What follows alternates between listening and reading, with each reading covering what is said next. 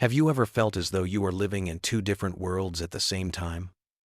There is the outer world, the one of solid objects, of deadlines and traffic, of conversations and responsibilities. It's the world of the tangible, the measurable, the world that demands your constant attention. And then there is the other one, the inner world, a vast, often chaotic landscape of thoughts, feelings, memories, and dreams. A place of swirling anxieties, sudden joys, inexplicable sorrows, and whispered hopes that you've never spoken aloud. For so many of us, these two worlds feel profoundly separate, even at war with each other. The mind feels like a ghost, trapped in the machine of the body. The demands of your job feel completely disconnected from the needs of your soul. You might lie awake at night, lost in the labyrinth of your inner world, only to feel a jarring sense of dislocation when the alarm clock rings, pulling you back into the real world. This feeling of fragmentation, of being split in two, is one of the most silent and pervasive sources of suffering in modern life. It's the quiet hum of disconnection that underlies so much of our stress and confusion. We believe our inner life is a private, isolated reality, and our outer life is a performance we must stage. But what if this separation, this fundamental split we feel at the core of our being, is an illusion? What if these two worlds are not separate at all, but are, in fact, two aspects of a single, unified reality? What if the key to healing wasn't to manage these two warring worlds, but to recognize that they have always been one? Imagine your life is a vast and intricate tapestry, woven on the loom of time. You are the weaver. Every day, you sit at this loom, and you work with countless threads. Some threads are thick and strong, representing the unchangeable facts of your existence, the laws of physics, the body you were born into, the family and culture that shaped you. These are the warp threads, stretched taut on the loom, forming the very structure of your reality. Then there are the other threads, the ones you choose and guide with your own hands. These are the weft threads. They are every color imaginable. The scarlet thread of a sudden anger, the gold of a moment of pure joy, the deep indigo of grief, the shimmering silver of a dream, the tangled gray of anxiety. These are your thoughts, your emotions, your choices, your secret hopes, your deepest fears. At first glance, the process seems chaotic. The warp and weft seem like separate things. The structure seems rigid and limiting, and the colored threads seem wild and uncontrollable. They get tangled. Sometimes a thread breaks. The pattern you thought you were creating dissolves into a confusing mess. You might feel frustrated, believing that the structured outer world of the warp is in conflict with the vibrant, chaotic inner world of the weft. You try to keep them separate, to force a pattern, to control the outcome. But in doing so, you only feel more disconnected from your own creation. The tapestry feels like a chore, not a work of art. This feeling, this struggle at the loom, is the experience of fragmentation. But the great Swiss psychiatrist Carl Jung proposed a radical idea, one that changes the very way we see the loom. He called it the Unus Mundus, a Latin term for one world. Jung suggested that beneath the apparent multiplicity of our experience, there lies a single, underlying unity, where the physical and the psychological, the inner and the outer, are not separate, but are expressions of the same fundamental reality. He wrote, "Everything divided and different belongs to one and the same world. In the language of our tapestry, the warp and the weft are not two different things. They are inseparable parts of a single, unfolding masterpiece. Your masterpiece." If this idea of seeing your life not as a battle between two worlds, but as the weaving of a single, unified tapestry is already sparking a new perspective for you, take a moment to subscribe to Mind Decode Explained. We journey through these intricate landscapes of the mind together, exploring the patterns that make us who we are. The journey to understanding the Unus Mundus begins by confronting a powerful idea that has shaped Western thought for centuries: the mind-body split. This is perhaps the most common misconception we live with. We inherited this idea largely from the philosopher René Descartes, who proposed that the mind, the thinking, feeling self, was a non-physical substance entirely separate from the body, the physical machine. This has led us to treat our bodies like vehicles we drive, or worse, like adversaries to be conquered. We talk about battling an illness, fighting our cravings, or disciplining our physical selves. We see a feeling of anxiety as a purely mental event and a stomachache as a purely physical one, rarely pausing to see the profound and undeniable link between them. Have you ever had a gut feeling about something? Or felt your shoulders tighten with stress when you're on a deadline? Or felt a wave of nausea before a difficult conversation? These are not just quaint metaphors. As Carl Jung noted, causal connections exist between the psyche and the body, which point to their underlying unitary nature. Your body doesn't just house your mind, it speaks your mind. It is the physical expression of your emotional and psychological state. In the context of our tapestry, your body is the loom itself. The tension in your mind, the weaver's anxious grip, directly translates into the tension of the threads. A tight, strained weave in one section of the tapestry isn't just a flaw in the pattern. It's a physical record of the weaver's inner state at that time. The physician and author, Dr.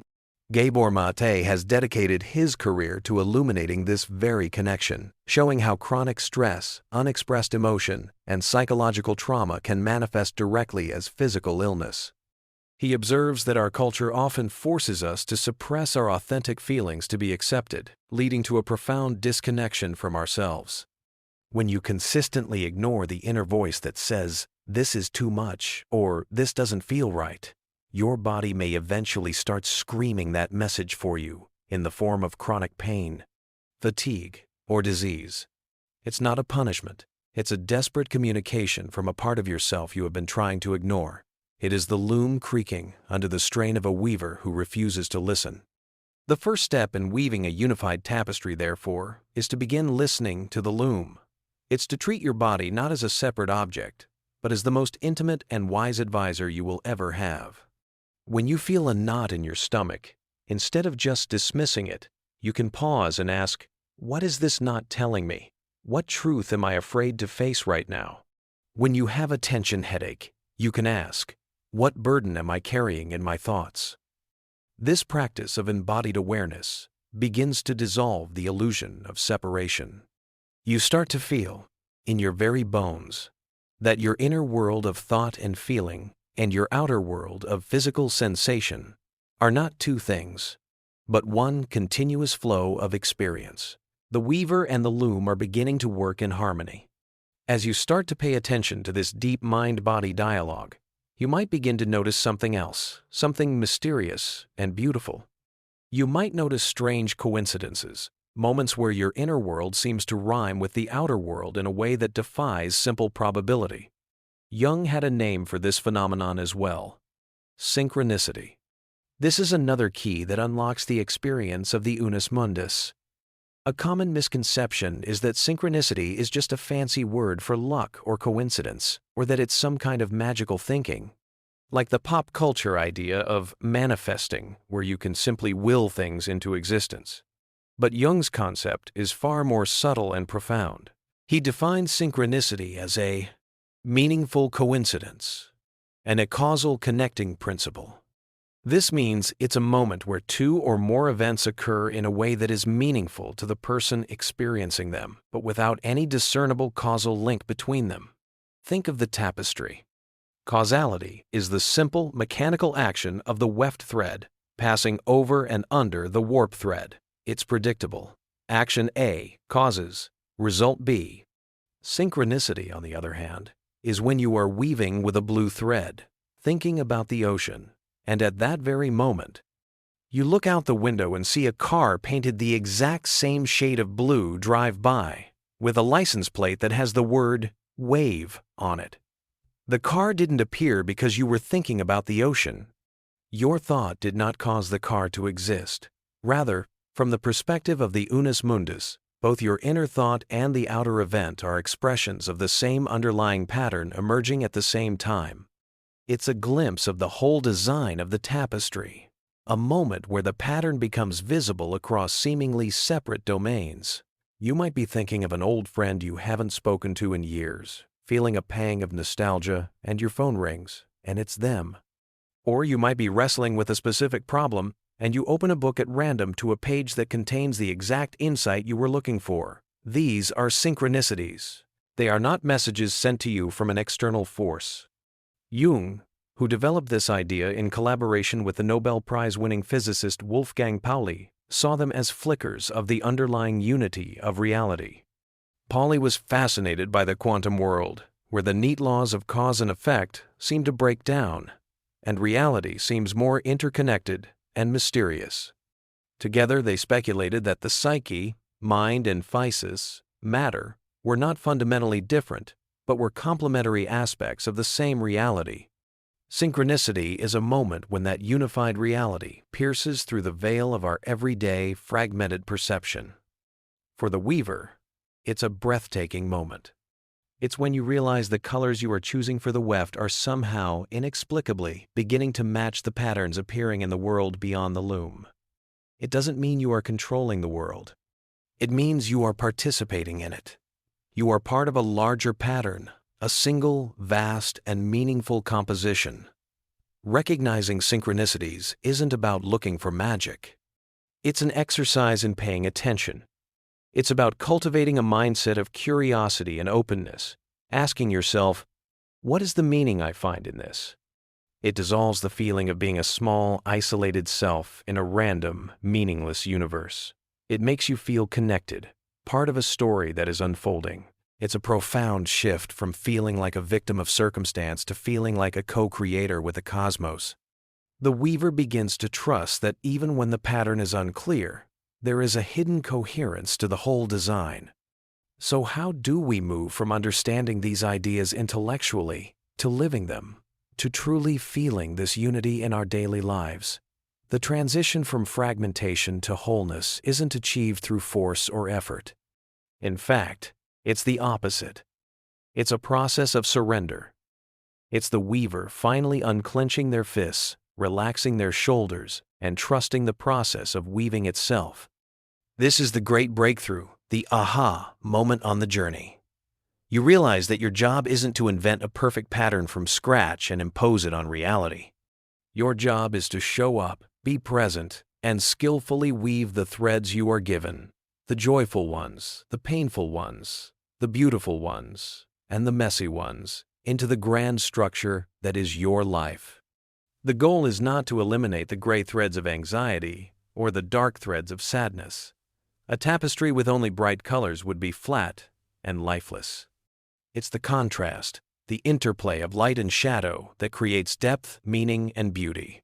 The breakthrough is the realization that even a mistake, a tangled knot, a broken thread, is not a failure. It is simply part of the story. It is a texture that makes your tapestry uniquely yours. It is a record of a moment of struggle, of learning, of being human. This is where the work of researcher Brené Brown on vulnerability and imperfection becomes so vital.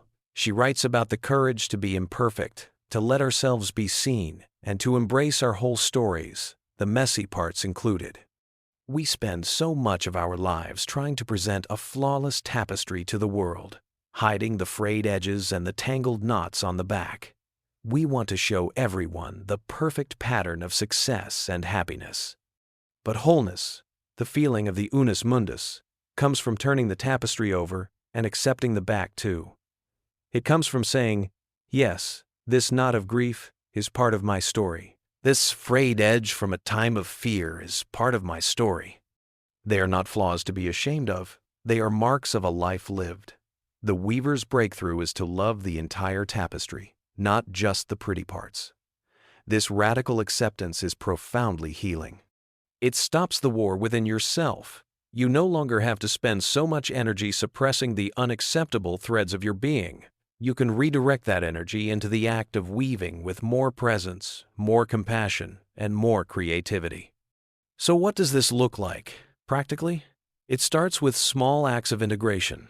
It could be a simple journaling practice. Instead of just writing about your thoughts, try a different approach. Draw a line down the middle of a page. On one side, write down a significant outer event from your day. A difficult meeting, a pleasant surprise, a routine chore. On the other side, write down the inner world that corresponded to it, the feelings, the body sensations, the memories it triggered. Meeting with my boss on one side, tightness in my chest, fear of criticism, memory of a teacher who shamed me. On the other, a stranger smiled at me on one side, a sudden warmth, a feeling of connection, a thread of hope on the other. This simple exercise is like looking at the front and back of the tapestry at the same time. It trains your mind to see the connections, to recognize that the inner and outer are constantly weaving into each other. Another practice is mindful movement. Whether it's yoga, tai chi, walking in nature, or even just stretching, the goal is to inhabit your body with conscious awareness. Feel the ground beneath your feet. Notice the rhythm of your breath. Feel the muscles engage and release. This isn't exercise to punish the body. It's a celebration of the body. It's the weaver taking a moment to appreciate the strength and wisdom of the loom itself, recognizing that its well-being is essential to the entire creative process. Through these practices, the conceptual idea of the Unus Mundus slowly becomes your lived reality. The feeling of being split in two begins to fade, replaced by a quiet, steady sense of wholeness. As we reach the end of this exploration, we arrive at a place of gentle, empowered hope.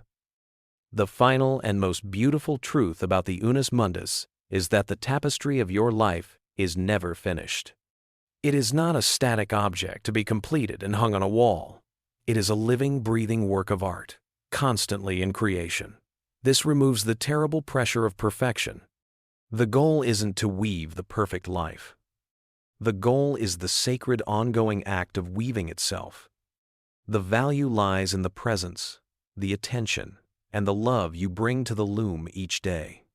You are the weaver of your one world, your Unus Mundus, your thoughts, your feelings, your body, your dreams, your struggles, your triumphs. They are not warring factions to be managed.